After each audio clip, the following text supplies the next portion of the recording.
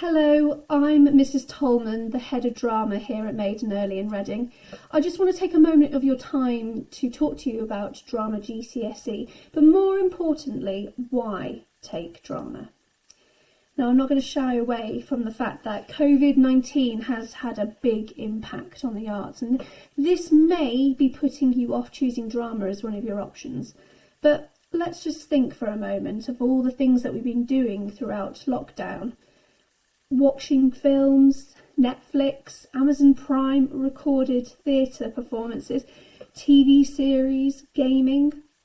Now, you probably would have had an even worse time without the performing arts helping ease that boredom. The industry is still open and working even harder under the new restrictions to entertain you from the comfort of your home. So don't let COVID-19 put you off picking drama for one of your options. But why does drama matter? Now, of course, I'm a huge advocate of my subject. I love teaching it. I love the whole point and purpose of drama. But I'm not going to tell you a bit more about that. I'm going to leave that to my friends at Drama Matters.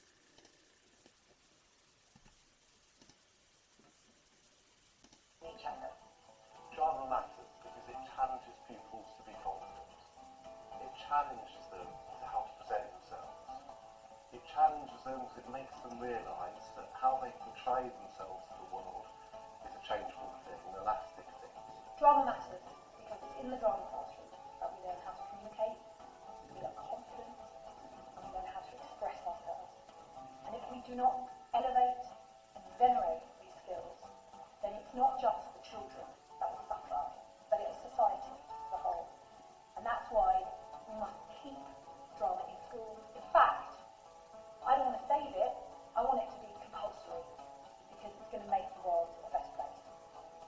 Drama matters because it allows me to be the person that I want to be. Without it, I would be totally different. It also allows me to talk to people who I could never even imagine, in ways that can only be expressed through drama.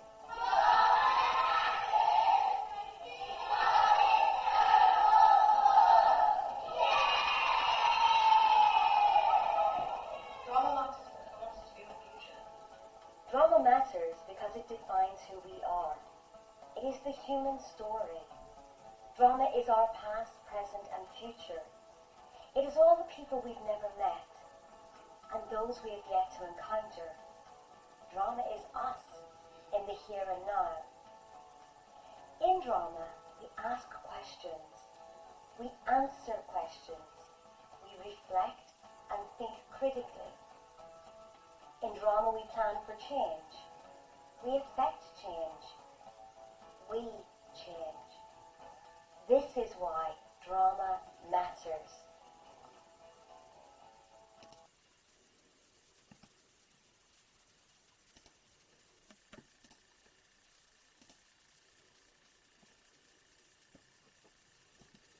Now, quite often I get asked, but I don't want to be an actor, so how can drama help me?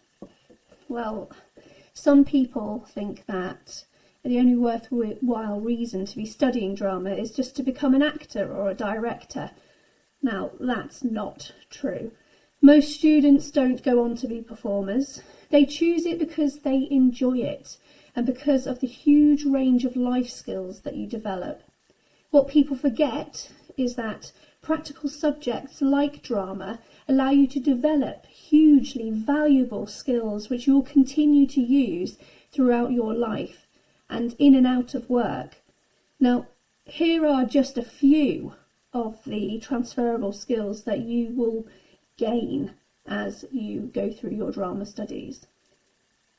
Oral communication skills, creative problem-solving abilities, the ability to work independently, time budgeting skills, respect for colleagues, adaptability and flexibility, the ability to bounce back, the goal-orientated approach to work, leadership skills, and of course, self-confidence.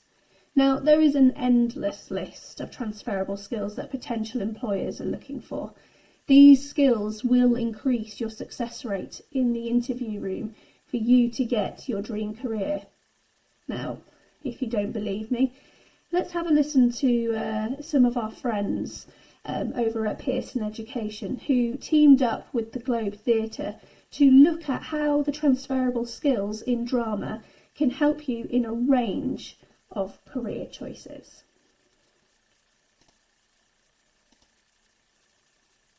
And evaluation. What pupils are doing in drama is making meaning from the text they read. For that, they need to have high levels of inferential skills. So they are analysing text, they are thinking about characterisation, they are thinking about how the structure of the text creates the tension and the drama. When they are writing their own text, they are drawing on that experience and that knowledge in order to write texts that also create tension, create characters that are believable, and bring in moral dilemmas for the characters to solve. That is based on their reading. Reading feeds the writing. I can't think of a more efficient way, if you like, to encourage somebody to analyse text, to understand text, I suppose, fundamentally. The joy of writing is that you get to live inside your imaginative world, but more than that, that then you hand it over to a capable team of people, and they build something from what was originally a little kernel in your head, and it becomes something real and tangible, involving sometimes an extraordinary number of people and an audience, and something that doesn't belong to you anymore, but that you know somehow started with a little tiny gem. Drama in particular is known to improve reading ability and to boost confidence, vital for when you're giving a presentation or doing a bit of filming. I notice huge changes in students when you engage them with text, when they start getting up on their feet and acting with each other. And you can find that it unlocks extraordinary things in students that you would never expect. And not every student is the same.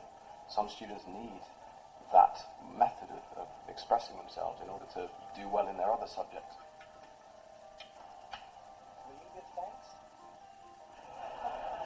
Sweet Kate? Or else shall I? Oh God. Oh God. You're going to learn very much more about the characters in your play by reading and studying the play, both by their actions and their words. And you have to study those and think about them in order to make decisions. I was lucky enough to work in a school with a good drama department where my students were getting a great deal of drama both in the younger years and a good, very good theatre standard course. Many of my English students were doing this. And we were constantly cross-referring, either because you're going to write about him or her in an exam, or because maybe you're going to put on a production and you're going to play that character or play with that character. In essence, journalism and drama use the same tools, the same raw materials. The tools are the English language, the raw materials are human drama and human stories. And so there is an understanding between, there is a connection between the two professions. And if you can understand human motivation, if you can understand how people deal with crisis points, which is very much what drama deals with in terms of stage plays, etc., then you are in the same field as a journalist who is doing a similar thing, only it's reality rather than fiction. Well, I think the sort of skills that you learn from GCSE drama and understanding how something on the page is actually meant to be seen and heard are invaluable, because if you're going to write about Shakespeare wasn't meant to be read on the page. And so, of course, if you understand the liveliness of it and why the characters are written the way they are, as soon as you hear it out loud, it comes alive in a way that you can't expect or anticipate from just reading it on the page. The engagement with drama, the interest in drama, is essentially it's a curiosity, and it's a curiosity that requires you to probe, to investigate with imagination. You have to make choices when you're engaging in drama, and that's really interesting in terms of the effect that it has on academic work, or work that's about text work or engaging with dramatic text, because it's not a passive experience, it's an active experience. The performer can't kind of sit back, they have to engage imaginatively with the text that they have in front of them. It ceases to be text, it becomes alive. My A-level in theatre really helped my A-level in English, because I was able then to think about the different layers me to discuss and evaluate what was happening within the text because of the different emotions I could consider, because of the different characters, and help me to think about and critically evaluate my text within A-level English. When you're working on a play, at whatever level you're working on this play, you have to work out how all the pieces come together. It's getting the nuts and bolts of a play in your bloodstream, and then the play begins to come to life. And then it starts to explain things about the text, which otherwise you might just pass over or you might not notice. Because the exciting thing about these plays are they are for us always new. Students who are studying, say, the sciences or studying medicine or mathematics, any kind of subject, benefit from simultaneously studying creative subjects as well. That includes visual art, music, and certainly includes drama. And I think in many ways, actually, in that context, drama is the key.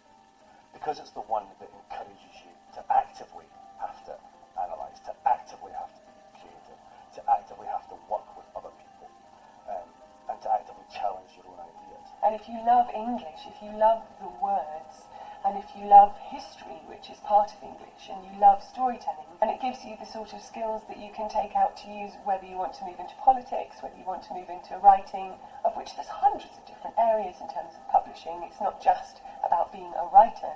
And I say good luck to you. Okay.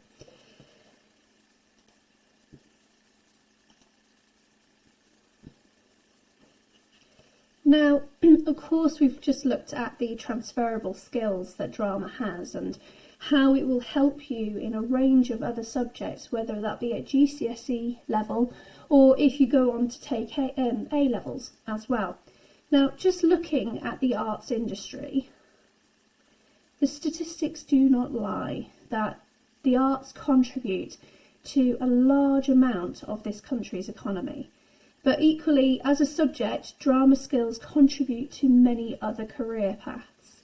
As a result, I want you to observe this example that I have on this slide here, that drama actually appears to be a good choice if you want to go on to study law. The Think and Action Tank analysed students of 3 Russell Group universities and how many of them had actually studied drama at GCSE and A-level. Now, it appears from this table of results that drama contributes highly to students' success in studying law. Now, this was a revelation to me. I remember this is law at 3 Russell Group universities, and yet drama, which no one has ever said to me before that it is a rigorous or preferred subject for a Russell Group university, well, actually, it seems to be quite important for law. I mean, when you think about it, this shouldn't really be a shock. Law has an enormous amount of performance work to it. But law is just one example that I've looked at here. Of course, transferable skills developed through GCSE drama can aid you towards a range of career paths. However, the abundance of avenues, there are a lot more that are available to you than what is on my screen here. But for example, you might become a broadcast journalist, a costume designer, a copywriter. You might even go into teaching, proofreading. You might be a youth worker or a TV producer. There's quite a lot of artsy industry-led careers there. But I'm hoping that you can see that the transferable skills are really, really important. And equally, they can go into a lot more areas. Now, I'm just going to show you this quick video that shows you how the skills that you learn at GCSE drama can aid different careers.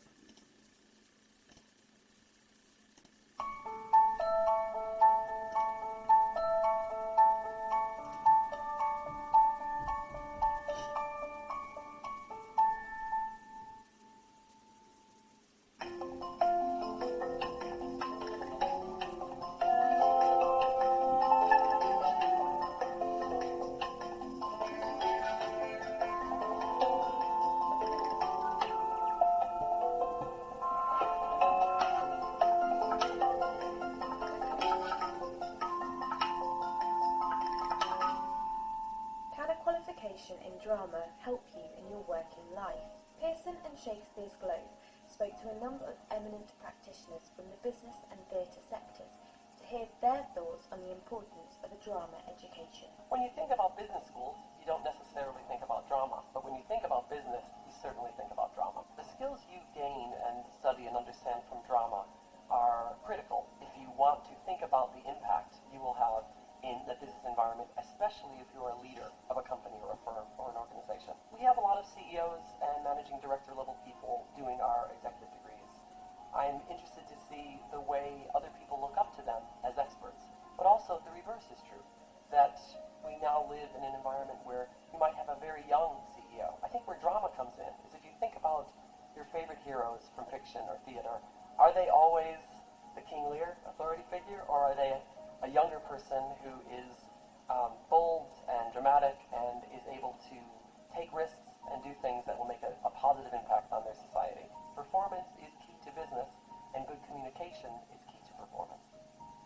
Employers want the skills that are developed in drama. They want people who can think for themselves, who can work in a team, who can listen to others, who know how to negotiate, who know how to create an outcome. It doesn't matter what product you are producing, the skills are required. If a business didn't have any entrepreneurial and creative flair in it, it would probably be quite unsuccessful and a bit moribund.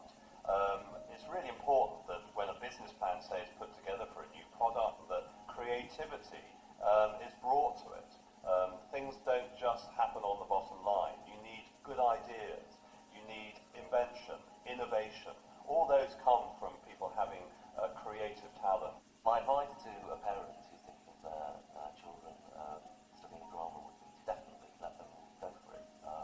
Like myself, it's very helpful in gaining confidence, networking and building a network of people, but also they may get it out of their system and go on to other things. There are so many transferable skills that theatre and acting can give you that can really steady you well for any career. Working in the creative industries helped me, because the first thing I needed to do was to try and develop a team, gather a team around me. I had to be able to think strategically. I had to be able to think imaginatively and on the hoof. And I couldn't have done that without the background I had in the arts. But that theatre training allowed me to take over that role with some degree of confidence. Arts and culture contribute to the national economy in an enormous number of ways and have a significant impact. In 2011, they contributed £5.9 billion to UK GDP, and on average between 2008 and 2011, they provided 111,000 full-time equivalent jobs. Give them opportunity to explore their interests, and beyond that, be reassured that some of these skill set won't be wasted, even if a young person decides to pursue other careers, whether it's career in medicine, whether it's career in law, or in business, or in other areas. I do think that some of these skills will be useful, and not just useful at early stage of their careers, but for their career lifetime. I always say in an arts organisation, every artistic decision is a business decision, and every business decision is an artistic decision. The two work hand in glove to ensure success. As we've heard, studying drama helps develop key business skills, such as negotiation, leadership, and collaboration. It also boosts confidence, teaches pupils to work in a team, and to think creatively. Drama provides key transferable skills that will be useful in any industry. Okay.